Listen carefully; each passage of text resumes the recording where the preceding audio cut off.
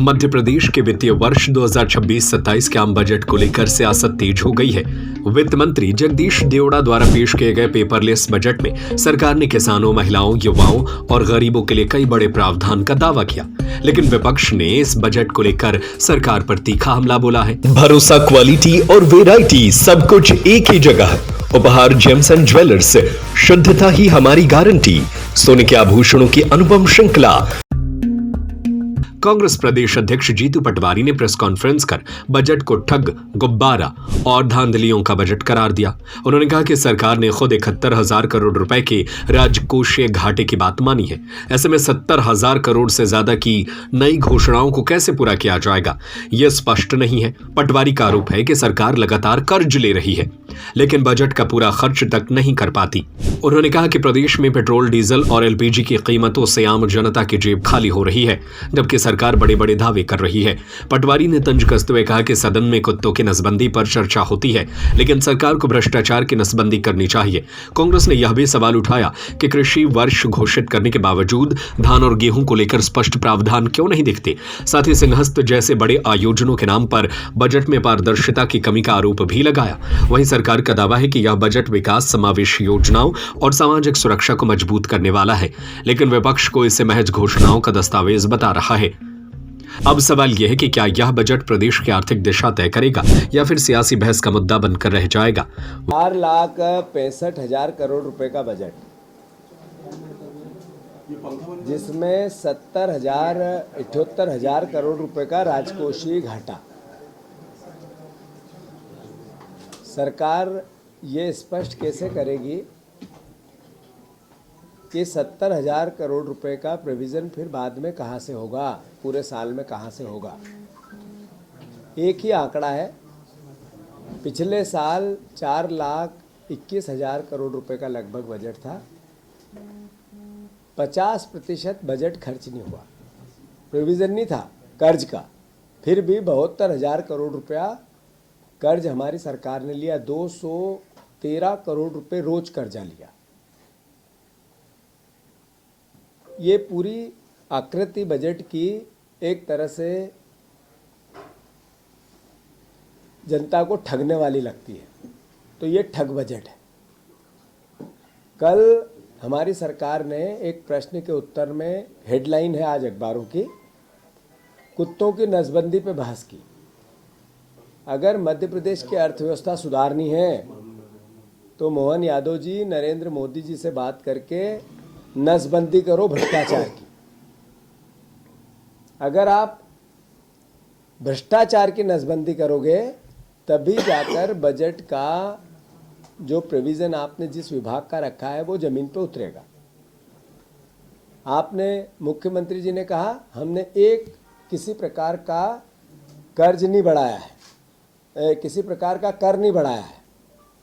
मुख्यमंत्री जी, सबसे ज़्यादा वेट पहले 2-3 राज्यों में मध्य प्रदेश लेता है पेट्रोल, डीजल, एलपीजी पे। तो क्या और जनता का खून चूसना चाहते हो क्या? आपने बजट में कर्मचारियों के डीए की व्यवस्था की। जो मोदी गारंटी थी किसानों की एमएसपी की, 6,000 सोयाबीन देंगे, हम देंगे 3100 के धान के दाम, 2700 के गेहूं के, 3,000 लाडली बहना के। क्या हुआ उसका? बजट में क्या प्रोविज़न है उसके लिए? जीरो। अरे, विधायकों की विधायक निधि बढ़ाने की बात हुई थी, वादे किए थे, बातें हुई थी, विधायकों को सब्ज बाग दिखाए गए थे कि सरकार के खिलाफ बोले नहीं। उस विधायक निधि के प्रोविज़न तो कर देते हैं। मोहन यादव जी, मेरा आपसे आग्रह है कि जिस बजट में 78,000 करोड़ रुपए का घाटा बताया गया, पिछले साल 72,000 करोड़ रुपया आपने कर्ज लिया। ऐसा योजनाओं में जब आवंटन हुआ तो पीएम आवास का पैसा दिया गया, मनरेगा का पैसा, जो जी राम जी का पैसा दिया गया, केंद्र शासित योजनाओं को पोषित करने के लिए प्रोविज़न किया गया। ये राज्य का बजट बना रहे थे आप या केंद्र शासित प्रदेश का बजट बना रहे थे? मोदी जी की योजनाओं को सुरक्षित करने के लिए 4 लाख 70,000 करोड़ 65,000 करोड़ रुपए का बजट, इसलिए कि कर्ज की सीमा, कर्ज का मूल्यांकन करके ज्यादा कर्ज ले सके, इसलिए बजट का आकार बढ़ा रहे हैं। थोता आकार बजट का बढ़ाकर गुमराह करने की जो प्रोसेस है उसका चेहरा बेनकाब हो चुका है।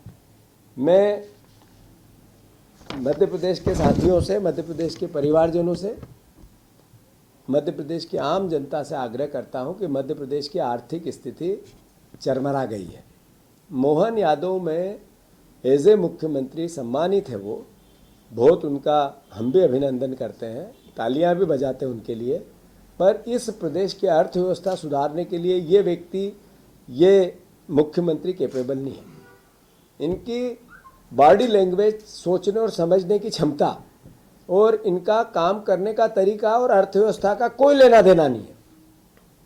ये जो इनमें यूएसपी है वो एक अलग तरह की है, और जो बजट के लिए, अर्थव्यवस्था के लिए, रोजगार के लिए, कृषि उत्थान के लिए, इसके लिए एक अलग योग्यता की आवश्यकता है। कृषि वर्ष मना रहे हैं हमारे मुख्यमंत्री जी, कृषि को लेकर 1 लाख करोड़ रुपए के प्रोविजन की बातें की जा रही है। अगर कृषि और कृषि के उत्थान की बात होती तो सबसे पहले धान के दाम के लिए प्रोविज़न रखा जाता, एमएसपी की क्लियरिटी आती, गेहूं के दाम का प्रोविज़न रखा जाता, 6,000 की सोयाबीन की बात की जाती।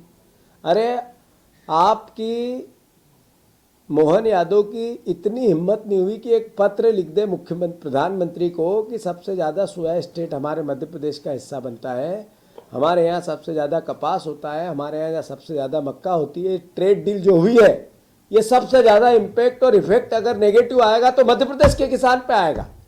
उसके लिए मध्य प्रदेश के किसानों की एमएसपी की गारंटी तो दे देते हैं इन फसलों की, वो बजट में जीरो। मैं फिर से, ये बजट ठग बजट है, गुब्बारा है ये एक तरह का, बड़े 465 करोड़ रुपए का। और सबसे बड़ी बात है कि भ्रष्टाचार इतना हैवी है कि उन्हीं योजनाओं में प्रोविज़न किया गया है आर्थिक संसाधन का, जहां से कमीशन हमारे मुख्यमंत्री और उनके मंत्री अलीबाबा 40 चोरों को लूटने का मौका मिलता रहे। इस तरीके के बजट का हम विरोध करते हैं। हाँ, उससे भी भयावह स्थिति ये होगा, ये बोला, बिल्कुल सच है। ये एक सरकार को किस तरीके से उसके चेहरे को बताती हुई परिस्थितियां हैं कि कितना भयावह चेहरा है सरकार का, कि एक तरफ लाडली बहना की बात होती है, एक तरफ बहन की सुरक्षा की बात होती है, उसके लिए बजट में बड़े बड़े प्रोविज़न की बात होती है, और लगभग 23 से 25 बेटियां रोज गायब होती हैं। 23 से 25 बेटियों का रोज बलात्कार होता है। तो मध्य प्रदेश सरकार अपने आप के गिरेबान में झांके, समझे, समीक्षा करें। बिल्कुल सही है जो प्रताप ग्रेवाल जी ने कहा कि ये बेटियां जा कहाँ रही है, आखिर इसकी एक सीबीआई जांच होनी चाहिए। ये बेटियां जा कहाँ रही है, इसकी एक न्यायिक जांच होनी चाहिए। अगर 23 बेटियां गायब होती है तो ये बेटियां अंतोगत्वा मिलती नहीं है, तो जाती कहाँ है, इनके साथ क्या दुर्व्यवहार हो रहा है, ये देश में हो रहा है, विदेश में हो रहा है, या वर्ल्ड वाइज किसी और जगह हो रहा है, क्या हो रहा है, आखिर ये बेटियां जा कहाँ रही है, ये सवाल तो है। और मैं समझता हूँ कि इसको चिंता राजनीतिक सोच से ऊपर होनी चाहिए, और ये चिंता हम सबको करनी चाहिए। गृह मंत्री होने के नाते मुख्यमंत्री को इस पर गहन समीक्षा करनी चाहिए। देश की, भारत की सरकार के गृह मंत्रालय ने भी इस पर हस्तक्षेप करना चाहिए, चेक करना चाहिए कि 23 बेटियां पर डे, मतलब 1 घंटे में 1 बेटी, 1 घंटे में 1.5 बेटी, 2 बेटी गायब होती है मध्य प्रदेश से। यानी क्या हो रहा है, प्रदेश की स्थिति क्या है, कितना भयावह है। सरकार के साथ धर्म और संस्कृति के लिए एक सम्मानित विधायक हैं, जिस तरीके से बीजेपी के अधिकारी कर्मचारी बीजेपी के नेताओं के दबाव में आकर झूठी कार्रवाइयां करते हैं, कोई नकली वीडियो बताकर इन पर एफआईआर करना, पॉलिटिकल प्रशासनिक दबाव बनाना, ये मैं समझता हूँ जनप्रतिनिधि का अपमान है। जंडेल साहब इनकी कॉन्स्टिट्यूंसी में एक बेटे की तरह लोगों का काम करते हैं। धार्मिक मंदिर भगवान भोलेनाथ का बनाया, हजारों लोगों ने उसमें सम्मिलित हुए, हजारों लोगों ने उसमें प्रसादी ली, और जैसे इतना भयावह भयंकर जन समर्थन, इतना ऐतिहासिक जन समर्थन देखा तो बीजेपी घबरा गई और हमारे विधायक जी पर षड्यंत्र रचकर झूठे सच्चे वीडियो AI से बनवाकर इन पर FIR कर दी। हम इसका विरोध करते हैं और हम प्रशासन से मांग करते हैं न्याय करो। और जब इन पर FIR की तो बीजेपी के नेताओं ने भी कई बार फायर किए थे, उनके भी वीडियो है, उन पर भी करनी थी। कानून दोनों आंखों से देखता है, एक आंख से क्यों देखता है? अगर इनके किसी तरीके का अपराध माना जाता है तो इनके जैसा किया हुआ बीजेपी के नेता का भी अपराध माना जाए। उसको छोड़ दिया, इन पर FIR हो गई। इसको कांग्रेस पार्टी निंदा करती है और जंडेल साहब पर किसी भी प्रकार का कोई भी गैर इरादतन या गलत तरीके से किया गया, पुलिस प्रशासन को भी मैं आगाह करता हूं कि उसकी जांच होनी थी, फिर FIR होनी थी।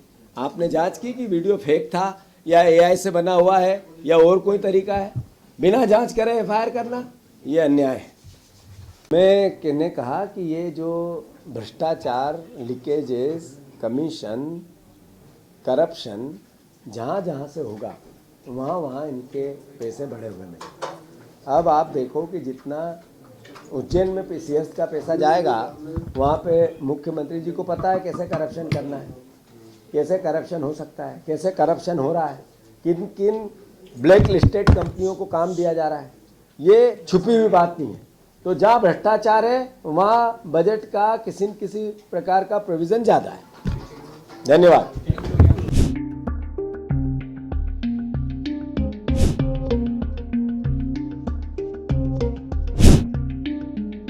विनित रिचारिया की रिपोर्ट। भरोसा, क्वालिटी और वैरायटी सब कुछ एक ही जगह। उपहार जेम्स एंड ज्वेलर्स, शुद्धता ही हमारी गारंटी। सोने के आभूषणों की अनुपम श्रृंखला, चांदी के आभूषणों की सभी वैरायटी, बर्तनों, मूर्ति, सिक्के और राशि रत्नों के विक्रेता। हमारा पता है लक्ष्मी नारायण मंदिर के पास, कोतवाली रोड, बड़ा बाजार, सागर। Mobile number 07582233724, 9827229924।